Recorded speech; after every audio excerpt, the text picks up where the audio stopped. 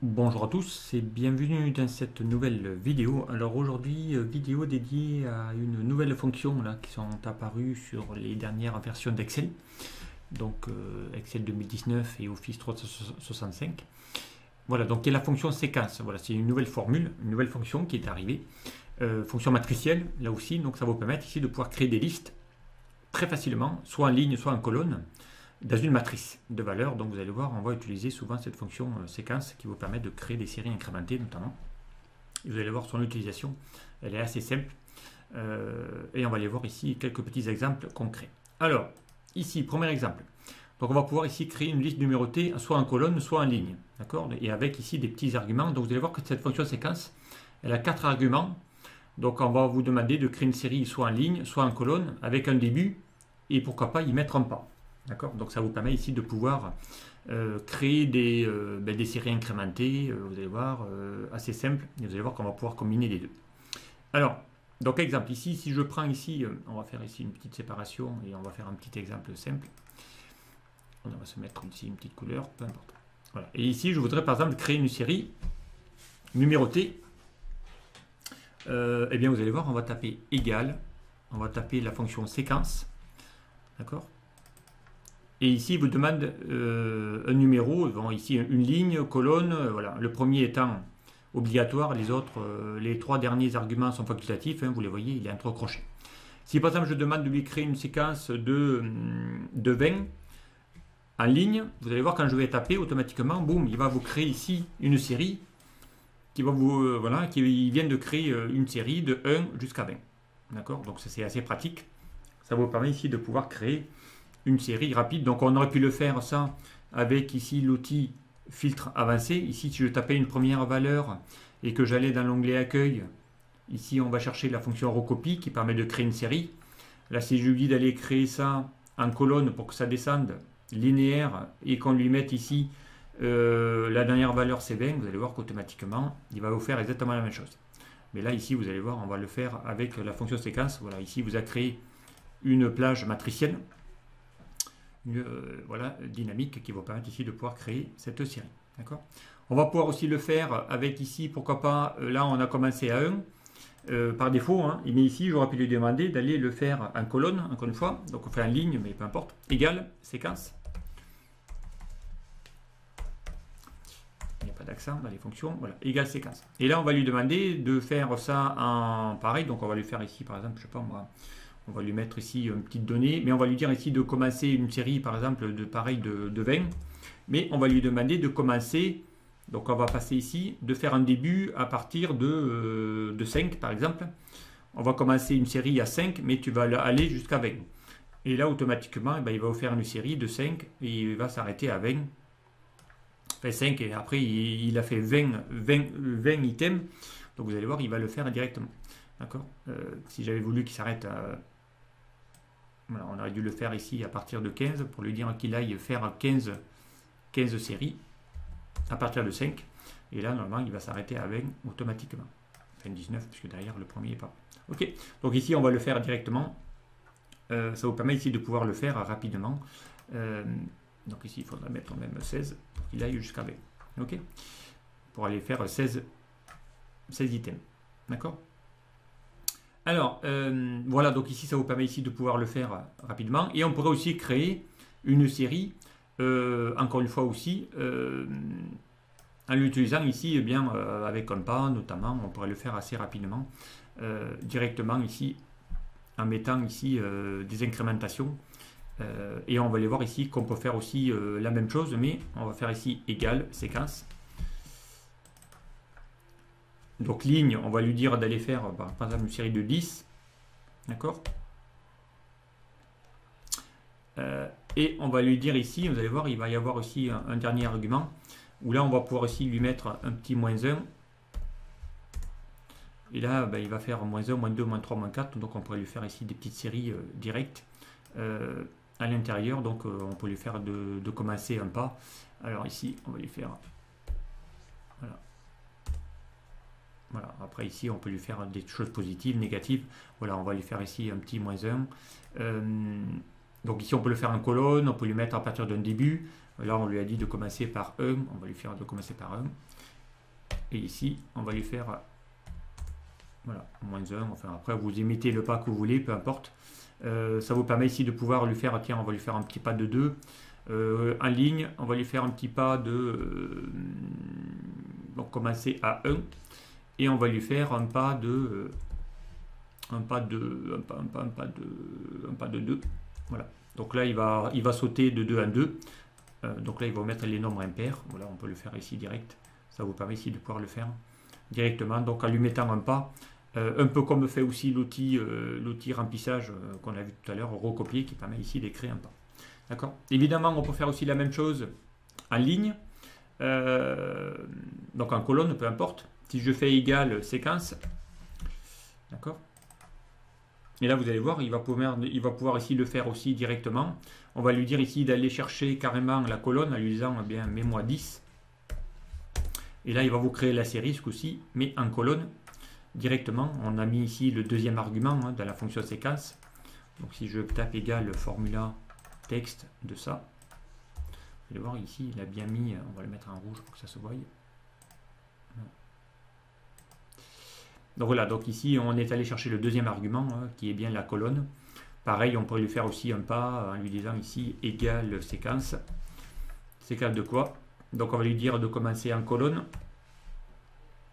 Donc de lui mettre un 10 et de lui mettre un pas de 2 comme on l'a fait tout à l'heure. Et là il vous fait aussi la même chose derrière avec la série un pas de 2. Voilà, il va vous créer ici des séquences rapides. Ça peut être ici intéressant de pouvoir faire ce genre de tableau directement avec des lignes numérotées en mettant des pas et ainsi de suite. Alors, on pourrait aussi le faire en faisant ici bien des lignes et des colonnes. Exemple ici, je peux faire un autre exemple. On va descendre.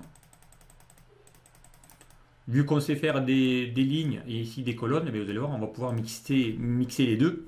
Ici, on pourrait se faire égal séquence. On pourrait lui dire de faire, je ne sais pas moi, 6 lignes. D'accord, pourquoi pas. Avec ici jusqu'à 7 colonnes. D'accord. Et on va lui dire ici qu'il commence la série à 1. Voilà. Si on valide, là, il va vous faire carrément une plage avec des lignes et des colonnes, avec une série incrémentée, 1, 2, 3, 4, 5, 6, 7. Et ici, jusqu'à la fin. D'accord. Donc, on a pu ici lui dire de créer une série, on pourrait même créer des séries beaucoup plus importantes que ça. Donc là, il vous crée encore une plage avec des chiffres, mixant des lignes et des colonnes, donc on peut créer des séries incrémentées. Alors, on va faire des petits exemples tout simples, maintenant qu'on sait faire ça. Vous allez voir qu'on pourrait ici lui créer bien aussi une liste maintenant de planning avec des dates.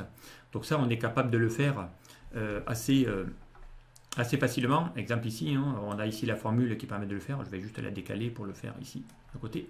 Donc là, si je veux créer un calendrier, un planning sur les 7 prochains jours, à partir de la date d'aujourd'hui, eh bien là, on va le faire. On va taper égal séquence.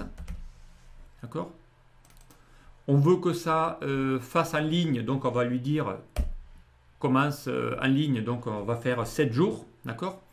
Ensuite, on va lui demander en colonne de rien mettre et on va lui dire ici de commencer le début par la date d'aujourd'hui. Donc ici, on va taper la fonction aujourd'hui, je vous rappelle, qui permet d'aller chercher la date du jour. D'accord? Et on ferme la parenthèse de la séquence. Vous allez voir qu'automatiquement, il va vous créer la série de la date du jour. Donc ici j'y affiche le format date courte. D'accord? En gras, centré au milieu. Donc ici, on a bien, étant donné qu'aujourd'hui, nous sommes bien le 4 février, on a ici les 7 prochains jours qui va s'afficher dans un calendrier direct. Donc c'est assez pratique. Et ça vous permet ici de pouvoir bien créer des séries directement avec ici. Donc on va aller voir ici qu'on peut faire aussi la même chose. C'est un exemple 2, mais on pourrait ici créer un planning avec les 6 premiers mois. Donc là on a fait des jours, mais on aurait pu faire aussi les 6 premiers mois de l'année en cours et en ligne, pourquoi pas. Donc ici on va taper bien encore une fois la séquence.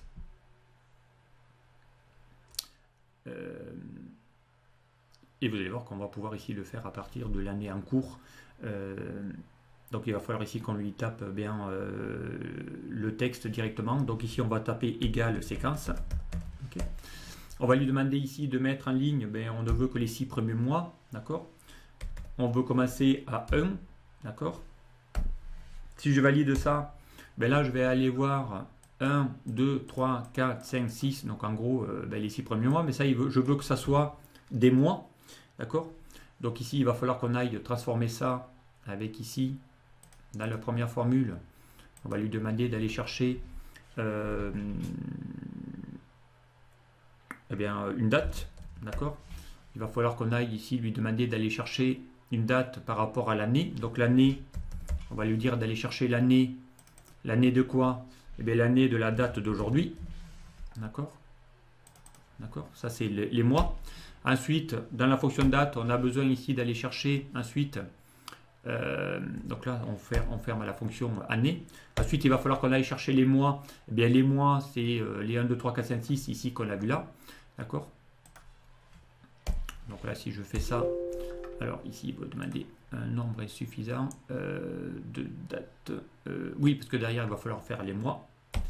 Donc ici, on n'en vaudra pas. Donc on va aller vers ici après automatiquement. On voudrait ici les premiers de chaque jour. D'accord. Là, ici, on a les. On va aller afficher ça en format date. Okay. Donc là, on a bien les premiers jours du mois de janvier, février, mars, avril, mai, juin de l'année. Ici, je ne veux voir que les mois, mais en texte.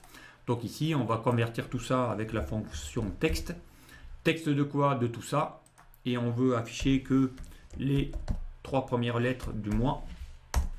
Voilà, donc ici, il va le faire. Donc on refait exactement la même chose qu'on a fait tout à l'heure. Mais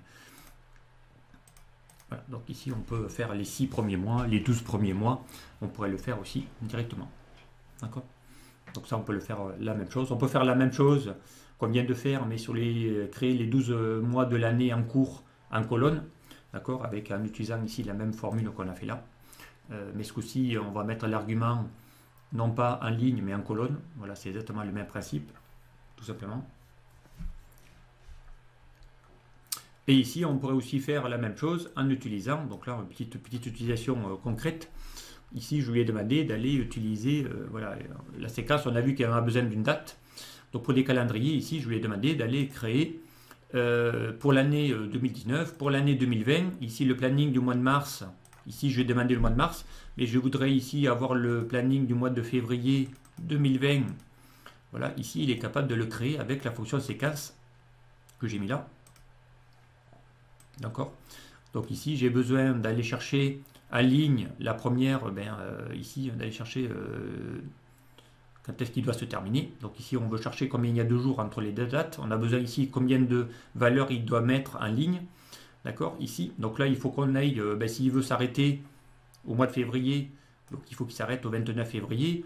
Ok, si je veux qu'il fasse le mois de mars, eh bien, il faut qu'il aille s'arrêter au 31 mars, parce que derrière, le mois de mars à 31. Si je veux qu'il aille faire le mois d'avril, eh bien là, il faut qu'il aille faire le 31. Donc ici, il y a une petite formule qui permet de savoir, d'aller chercher le premier jour de cette année et de ce mois-là.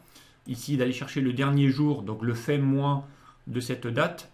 Donc là, évidemment, ça, on pourrait le masquer. Du coup, ici, il me faut maintenant combien il y a de jours pour chacun des mois. Et cette valeur, je vais lui demander d'aller le chercher dans ma séquence, ici. Donc je lui demande d'aller chercher le nombre de jours, donc comme ça on a le nombre de valeurs qu'il doit mettre dans la séquence. Et ensuite on lui dit que le début, eh bien, c'est en fonction de mes deux critères, l'année et le mois, donc en utilisant la date. Donc là il va mettre le mois en question, avec ici rapide d'un mois particulier.